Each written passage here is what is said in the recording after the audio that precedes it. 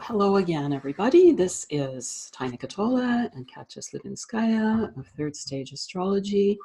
And what we're going to talk about today, there'll be a little bit of astrology in it when it's applicable, but it's mostly something to reference in understanding some of the other things we talk about on the channel. And it's also an interesting concept in the first place. It might be really understandable to a lot of people, but maybe not to everybody. So this is about what I call the sexual spectrum, and it's about our sexual preferences and our sexual or gender identity, and how all of these things are on a natural spectrum. So if you look at it like if you're measuring something in space, so you're measuring a cube in space, it has its height, it has its width, it has its depth. And these three basic principles, you can measure each one of us according to these basic principles. And one of the reasons I think I'd like to be talking about it is because a lot of times people tend to measure things from where they happen to stand in the cube and, and think, this is the right way to be. And other ways are not the right way to be. So I'm not sure it doesn't really matter which one to really start with first. So I guess we'll start with sexual preference. So we have sexual preference. Sexual preference spectrum goes from preference for someone of the opposite gender to preference for someone of the same gender and anywhere in between. Yes. Now that's something that we just talked actually about the Chaldean cycles. This is the last video that we made, and the last several years, there's been a huge amount of public understanding and public knowledge as far as that whole spectrum goes. So it is pretty well understood. One of the things I want to talk about is that as far as our sexual preference goes, and it's, in terms of gender, but I think in terms of all things, there are elements from our childhood that affect how we respond to and deal with all of that. But from what I understand from a spiritual or esoteric level, it is a choice that is made prior to birth. So it is a choice that's made from the higher self level.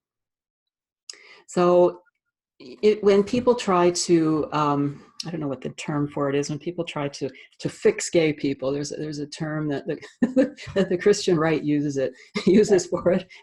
Right. And I remember there have been some really good comedy skits about that too, actually. But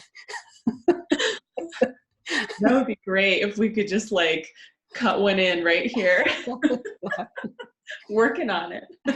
Yeah, if I can find one again, maybe put it in down below anyway, so people can go look at it. Exactly. Yes. But what people who tend to have judgment about homosexuality have sometimes said is, well, why do you choose to be that way? And of course, on a conscious level, people do not choose what their sexual preference is. And if it's a soul choice, that there is always a constructive, positive, spiritual reason for having made that choice. Yes. Now, I've seen some interesting reasons for that. One is when people have had a tendency in a lot of lifetimes to be really conservative and real rule followers, and the soul says, okay, look, you really got stuck in this. We're going to have to make you really different from the very word go. So you're going to have to deal with this. So that's one. And I had a couple that I worked with who were both actually very shy people, but they chose to come out publicly at a time when it was really hard to do. And they really were soulmates. And what I could see with them was that they wanted to learn courage to really be themselves and to stand up publicly. And they decided, well, we'll go in as a gay couple, so that we have each other to support each other, to support ourselves, and to gain that strength together as a couple. Now, sometimes there's a karmic element at play where people have been, it seems to be a lot more common that they've been destructive towards women in other lifetimes. And this can be either male or female homosexual that will choose that route. And for men, it has to do with I'm not going to be destructive towards women anymore. I'm pulling my sexuality away so it can transform and not be destructive. For women, it's more complicated. I just know that I've seen that with some people, that they have that soul history. And there's certainly, there's been an old hatred of women and of the female, and anger towards the female that has been a part of the soul history. So to place yourself in a position where the only love that you understand or know, and the only identity for yourself that you know is female, it helps to erase that old pattern. So those are, and that's, those are just a small handful of the spiritual reasons that I have come across for why some souls would choose that path. But you could also ask, why would someone choose to be heterosexual? Yeah. Yeah. Sorry? No, I said yes, exactly. Yeah. Because they are all different types of experience for, different reasons and different choices. So we've got that particular spectrum. Then we have the other spectrum, which I guess we can put it this way. And I would call that, I think it's the difference between being a laser beam or a floodlight. I like that. I like that metaphor. Because it's monogamy versus polyamory. And I don't really like either one of those words completely. Mm-hmm. Because monogamy sounds boring. Polyamory sounds like a circus clown. And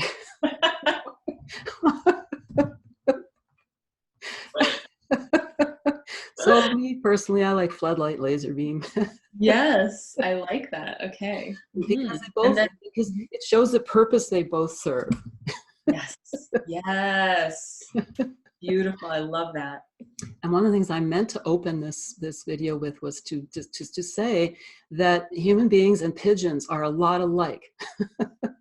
because the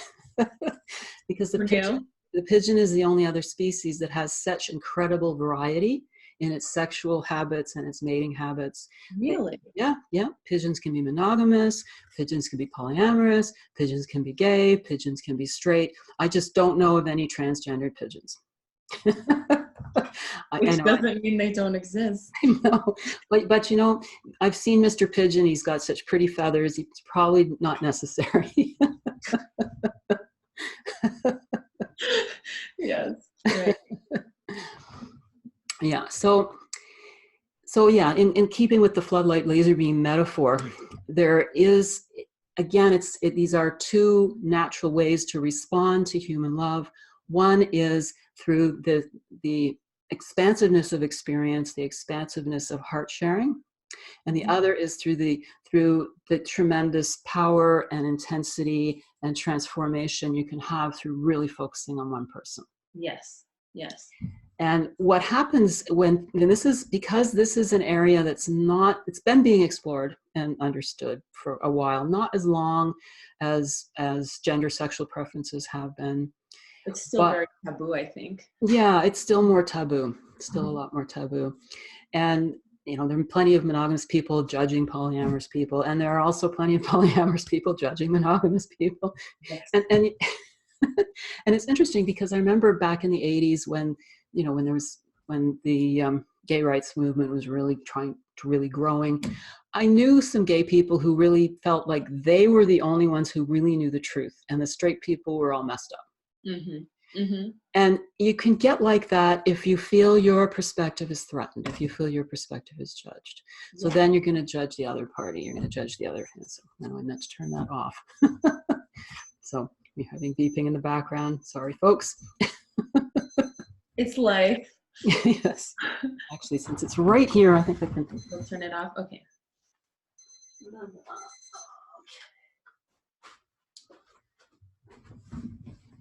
Yeah. So what are some of the common misunderstandings, misinterpretations, or judgments that these two groups of people place on one another? Let's go there. Yes. Are you asking me? I'm asking you. You don't have to answer. Oh my goodness. No, I want to. I love it. Well, I mean, I think it's fascinating, right? So it's like if you're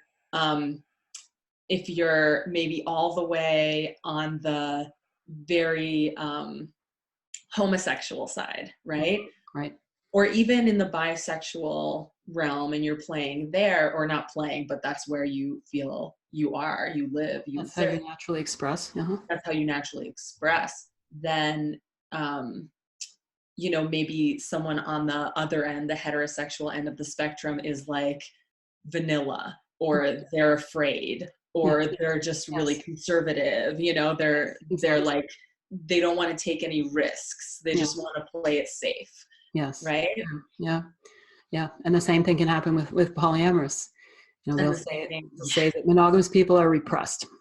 they're And repressed, right? repressed. Yes. And, you know, I think that can happen, you know, with gay or bisexual people can do that. I mean, one of the things that can happen is we can fall in love with someone who's a different sexual preference than us and try to convert them.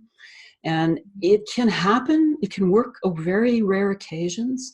And if we have a super strong soul bond with another individual, we actually you know, people will shift. I've seen that happen. I've seen gay men marry a woman and just be incredibly in love with her because there's this profound connection. I've Yes. seen someone who was heterosexual all their lives get into a gay relationship because there was that connection with that person. And nobody in either of these camps ever would have ever believed this would happen. Right.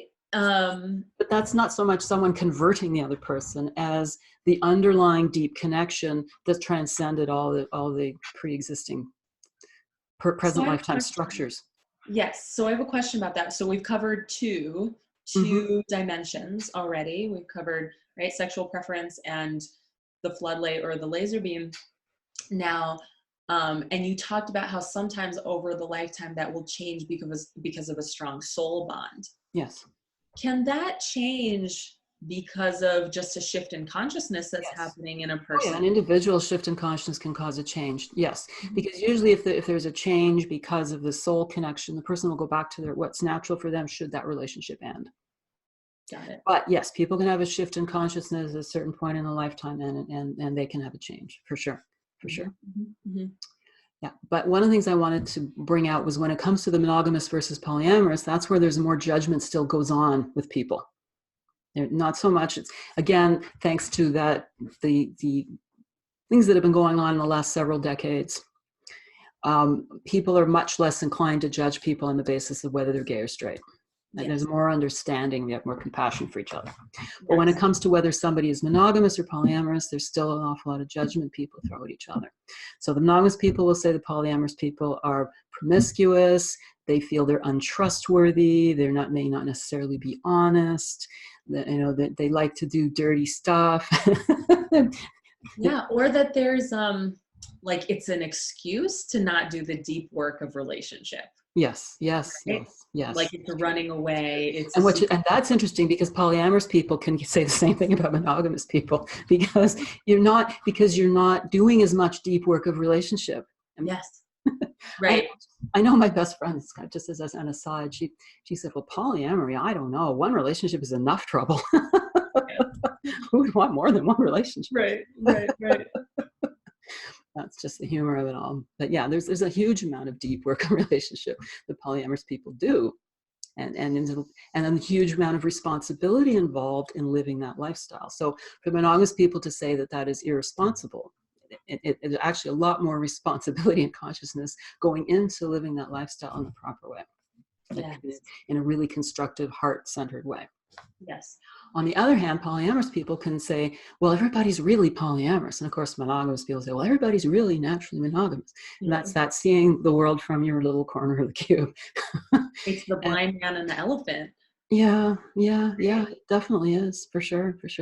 Yeah. So then monogamous people get accused of being, like you said before, very boring, very vanilla, and being jealous. Now, jealousy is not connected to these preferences. People who are monogamous can have low grades of jealousy or very high grades of jealousy, as can people who are polyamorous.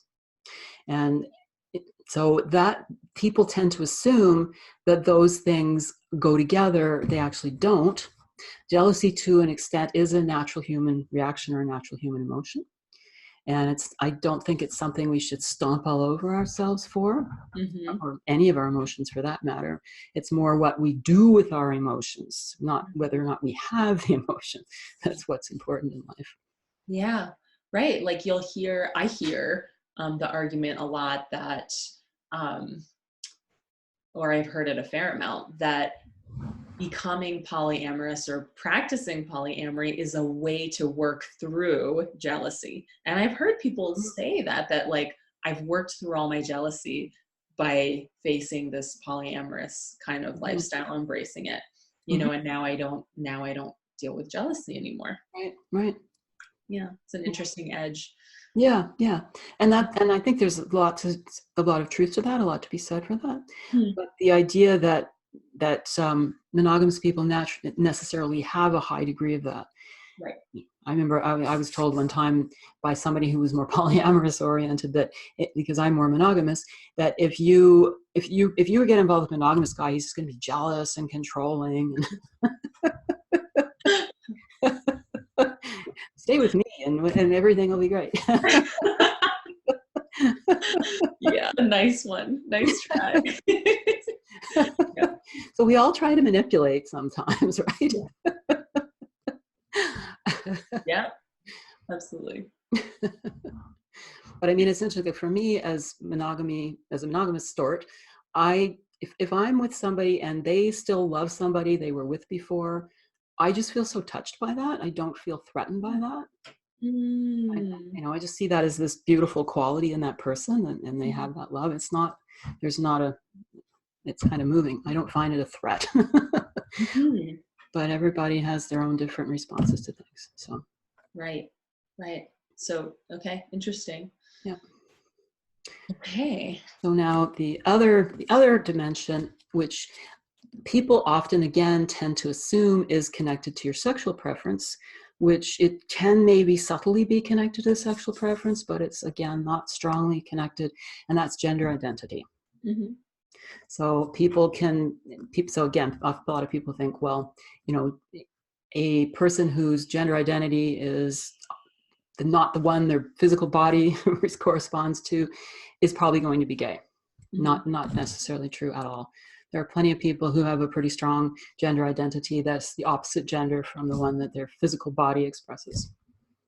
Mm-hmm. Mm-hmm. Mm-hmm. So this is a really, really delicate area, and I want to just name that and acknowledge that where we're, and I wonder, have you seen from your, with your incredible level of seeing what goes on behind the veil, like, have you seen what is behind that?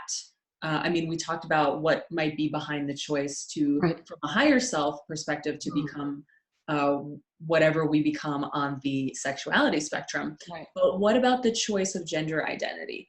And again, we're not talking about choice from a personality level, but from a soul, higher self, soul level, prior to birth level. Right. Mm-hmm. Well, again, sometimes it is about being able to have the courage to really be yourself.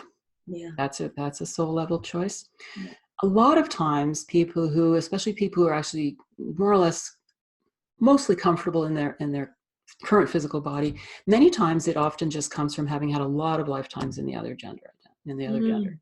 I have that because my gender identity is very strongly masculine, even though because I spent so much time observing women when I was a man, I can do the girly thing reasonably well.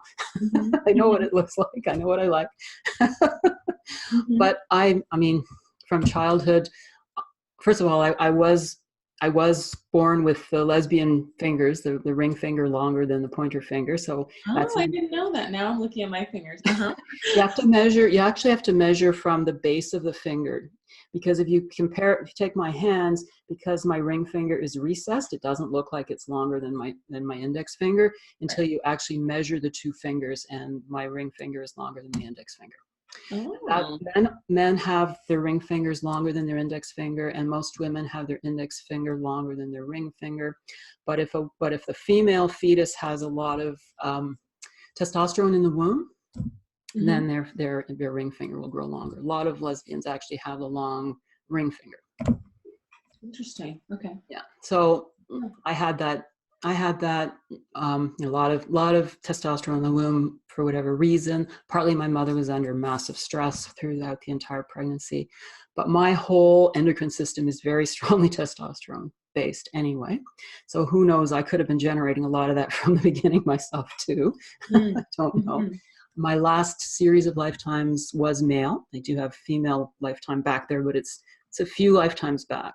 So, and I'm very impacted by what happened to me in previous lifetimes. So there's a part of my identity that is still connected to those other lifetimes. Mm-hmm. So as a little kid, I played with army men and loved snakes and climbing trees and making models and playing with toy cars, and Barbies were mostly for playing orgies with. And That's great. and Which my one of us didn't sexualize Barbies? I certainly did. My hand is raised. yeah, a lot of us did. That's what Barbie was originally. Actually, was a sex toy. That's what she was first. Oh. Or it was an orange version, and then it later became a child's toy. A lot of people don't know that, but Barbie's original history in the 1950s was a sex toy. Well, I wish that was more explicitly talked about before they were bought for children. Yeah. But we were lucky having the parents we had, because my brothers and my one brother has the very female gender identity. And so whenever we would all play together, I would always play a male role and the other brother would play a female role. So when we played Tom Sawyer, Huckleberry Finn, and Becky Thatcher, and my brother was Becky, and of course I was Huck. Of course I was Huck. Who wouldn't be Huck? The most fun character, the free-spirited, living out in the wilderness, being himself. I mean, that was perfect for me. So how, okay, so if a soul has been like you were male for a series of lifetimes, this time you came. This was my brother female, by the way. Okay. So, and this time you came in female. So was that a choice? Did you make the choice to come in female? Yeah, I made the choice to come in female because it was time to get that balance. It's just there's a bit of time lag. And also there's an awful lot of souls right now over the last 50 years or 60, 70 years who have had many lifetimes in one gender and are coming in the opposite gender to what they're used to coming in as, because we're balancing out gender roles culturally and in terms of how our relationships are expressing. So there's a lot of men out there who have a lot of female lifetimes. There are a lot of women out there who have a lot of male lifetimes. It helps us go into balance our roles together as collectively. And something I'm seeing a lot of is people wanting to step into both, like wanting to be empowered in their masculine and in their feminine. Oh, and we all have both. Right. So that's important. Absolutely. Definitely. Yeah. So there's there's definitely I've seen so much of, I mean, we all are seeing it, right? Folks that are saying, I don't feel like I can identify with what I was born as. Yes. And then there are also folks that are saying, I want to be able to be fluid. I don't need, it's not about changing my physiology, but I want to energetically be fluid. Absolutely. And even in relationship, right? Yes. Oh yeah. And I think that's very healthy. That's very positive. And I even think a lot of really strongly transgendered people, because they're having to struggle to be the gender they feel they are, maybe they might miss out on being able to be both of those within themselves to a degree anyway. Yes. I mean, I kind of have it easier, I think, than somebody who came in with a more female gender identity into a male body. It's just easier to live naturally as myself than it would be in the other way around. Because, is that because? Well, it's partly because how things are socially right now. Because masculine traits are kind of easier to just live out anyway. If I hate shopping, who's going to complain about that? Right. I do hate shopping. And we've done so much work collectively around women stepping into their masculine. Yes. Whereas there's not been that much work out in the open around men stepping into their feminine. Yes, it's true. It's true. Yeah.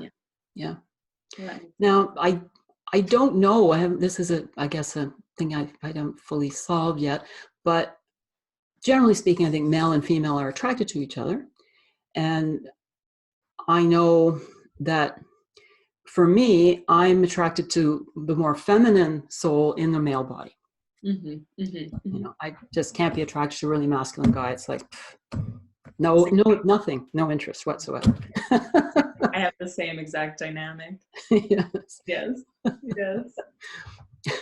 That's interesting. I mean, and for myself, I feel like I have a very strong Mars. Yeah. I can really step into both. Yes. But I feel the same way. It's like the yin yang, I feel like the masculine inside my feminine is very strong. And so I'm always attracted to someone who is in a masculine body, but has very strong feminine inside. Yes. Yeah, me too. Polarity. That's interesting. Yeah. But I think sometimes maybe people aren't like that. Maybe sometimes, you've got your internal attraction and your outer attraction is all same sex. Quite possible. Totally. There's plenty that, it's like all snowflakes are individual. There's no snowflakes the same. We're all the same that way too. I love that. Who we are on this, in this whole spectrum. Right. Because we have all three dimensions. Yeah. Do you want to bring in any of the astrology? Thank you, Katia. Yes, there was a little piece in there I wanted to bring in. And that is now Sybil Leek talked about Saturn-Neptune aspects. She had felt or had seen that Saturn-Neptune, that those represented homosexuality. Now, she may have had a lot of homosexuals with Saturn-Neptune aspects come to her. Mm-hmm. That must have been what happened, because I've never seen it having any particular effect.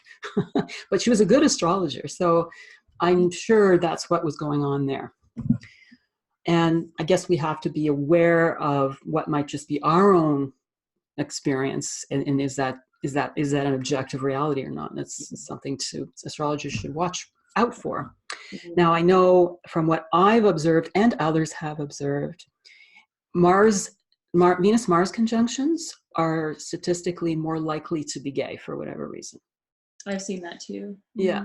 Now, of course, there's straight people who have Venus-Mars conjunctions. So it just ups the likelihood in that direction.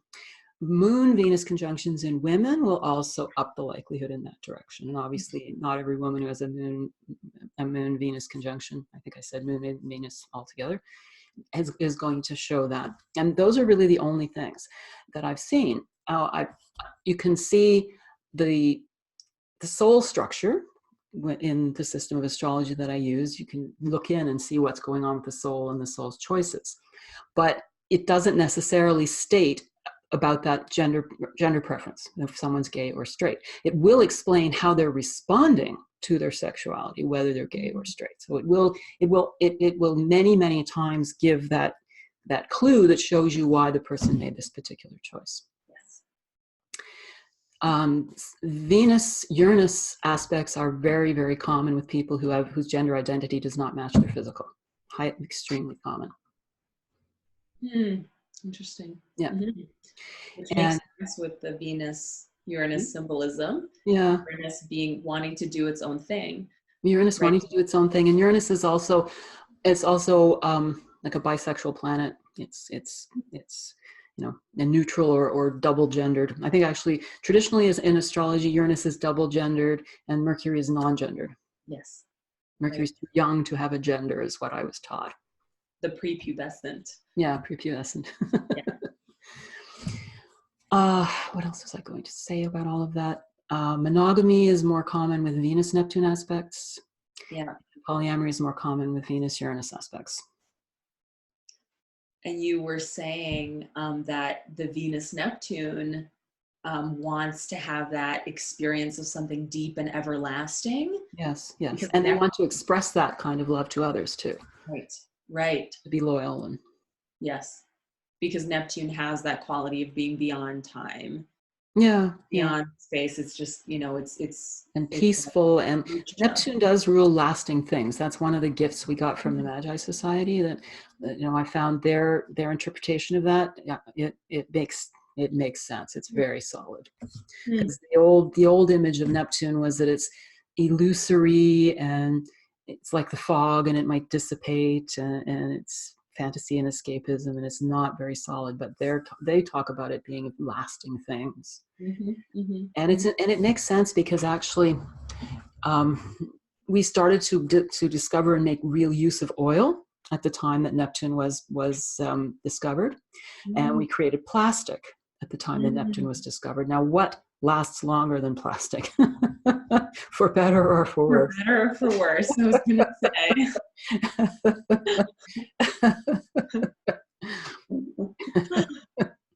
Right. Interesting. Okay. So so that makes sense with Venus, Neptune, and then Venus, of course, is love, and then Venus, Uranus, again, Uranus is expressing, it's free, it wants to have the experience of freedom, right? It wants to have the experience of freedom, and it's always looking towards the future and towards the new. Yes. And it wants to see everything. So I think of Uranus too as being this great big flash of light that just illuminates everything around us, the things we didn't see before. So it's a floodlight. It's a perfect example. It's a floodlight. Neptune's the laser, Uranus is the floodlight. Yeah. So Venus, Uranus, you're saying that applies to polyamory. It can be an indicator, or it can. Indicator. And again, these are just general trends, and it's like it's statistically significant. It's not going to be everybody who has it, but everybody's aspects do affect us. So everybody who has Venus Neptune aspect is loyal in their heart, and they love in a deep, loyal way. But not everybody who has a Venus Neptune aspect, and it will interpret deep love and loyalty as monogamy. Yes. And not everybody who has a Venus Uranus aspect, who is always looking for truth and new experiences and freedom, is going to interpret that as I need to be polyamorous. They can be very monogamous, but they want to go, let's go do different things and go different places. They want an inspiring mate who's going to show them the future, who's going to give them new ideas and new inspiration. And what about someone who has both, right? We can have... I think the person I mentioned earlier who was telling me that, if I get involved with a monogamous man, he's going to be really jealous. That person had both. Oh, okay. Very close, very strong aspect to the Venus. The quote from this individual was, "I could love you forever if we had an open relationship." So there's the perfect, there's Neptune, and there's Venus. And it's totally true. One of my favorite terms that I heard recently, just to throw a fun one in there, is monogamish. Have you heard this? I didn't, I heard someone say, oh yeah, I met this person and they told me I'm monogamish. Right? Well, there's the spectrum. Yeah. And one other thing is that sometimes people want their partner to be monogamous, but they don't want to be monogamous themselves. And that's not easy to accomplish. And one should be honest about it. There are a few people who want to be monogamous, but they don't want their partner to be monogamous.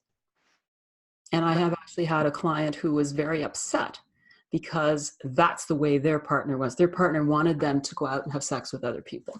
Right. And they were not liking that idea. So you gotta honor yourself, honor others, be honest about who you are, support yourself for being who you are, and find what works for you. Well, here's the question, right? It's like, it's a complex question. Yes. And it is. So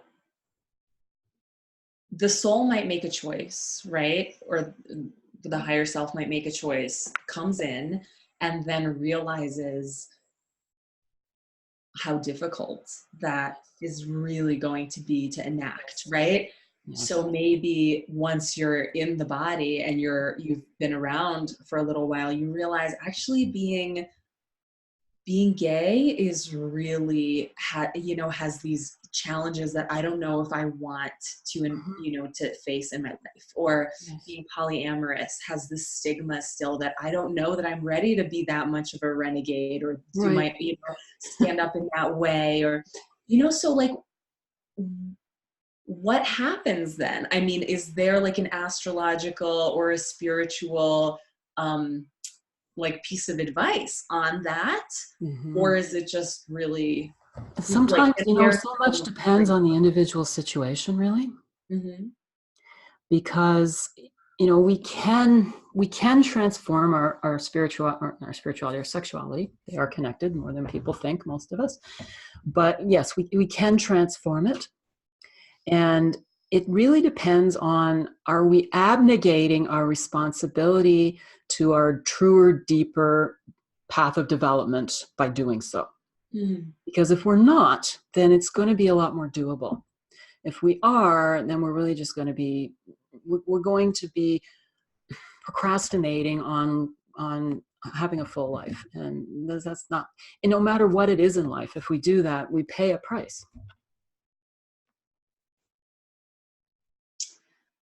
Wow. Yeah. Well, I think that, that's a great answer. And we should always try to be as kind to ourselves as we can too. You know, most people beat themselves up way much more than they should. Mm-hmm. Right. And so what I'm hearing you say is that acceptance of wherever we are on any of these spectrums is really key. Yes, definitely.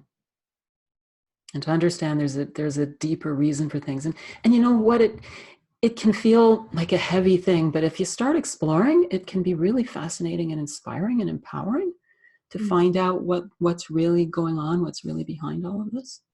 Yes. Beautiful. I like that. I like that empowerment to explore those things. Yeah. Yeah, and may we create a world where that's safe, where it's safe. Yes. Yeah. Anything else? I think that's a good place to finish. Yeah.